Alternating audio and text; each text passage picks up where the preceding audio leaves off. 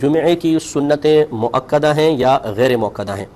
دیکھیں سلسلے میں اصول اچھی طرح یاد رکھیے گا کہ عصر سے پہلے کی 4 اور عشاء سے پہلے کی 4 سنتیں یہ غیر مؤکدہ ہوتی ہیں، باقی سب جتنی بھی سنتیں ہیں ساری کی ساری مؤکدہ ہیں، جیسے فجر سے پہلے کی 2، ظہر سے پہلے کی 4، پھر ظہر کے بعد 2، پھر مغرب کے بعد 2، پھر عشاء کے بعد 2۔ اس کے علاوہ جمعے کی تمام سنتیں مؤکدہ ہیں، غیر مؤکدہ نہیں ہیں۔ اور ضمن میں عرض کر دیتا ہوں کہ یہ کیوں جاننا ضروری ہے کہ یہ مؤکدہ ہیں غیر مؤکدہ ہیں، اس وجہ سے کہ سنن مؤکدہ اور غیر مؤکدہ کی ادائیگی میں تھوڑا سا فرق ہوتا ہے جبکہ وہ 4 رکعتی ہوں۔ مثلا 2 بنیادی فرق ہیں، سنت غیر مؤکدہ میں پہلی اور تیسری میں ثنا پڑھی جاتی ہے، جبکہ مؤکدہ میں صرف پہلی میں پڑھیں گے، تیسری میں نہیں۔ اور غیر مؤکدہ میں 2 کے بعد جب بیٹھیں گے تو التحیات کے بعد درود شریف پڑھنا سنت ہے، دعا بھی ملانے تو کوئی حرج نہیں، جبکہ سنت مؤکدہ بالکل فرض کی طرح ہوتی ہے کہ 2 رکعت کے بعد صرف آپ تشہد پڑھیں گے، اگر آپ نے اس کے آگے ایک بھی جملہ بنا لیا، یعنی اللہم صلی علی محمد یا اللہم صلی علی سیدنا، یہ پورا ایک جملہ بن گیا، سینٹنس بن گیا ہے، تو سجدہ صاحب واجب ہو جائے گا۔ تو یہ 2 بنیادی فرق ہیں۔ جمعے کی جب ہم نماز ادا کر رہے ہوں تو سنتوں میں جمعے کی نیت کریں گے یا ظہر کی نیت کریں گے؟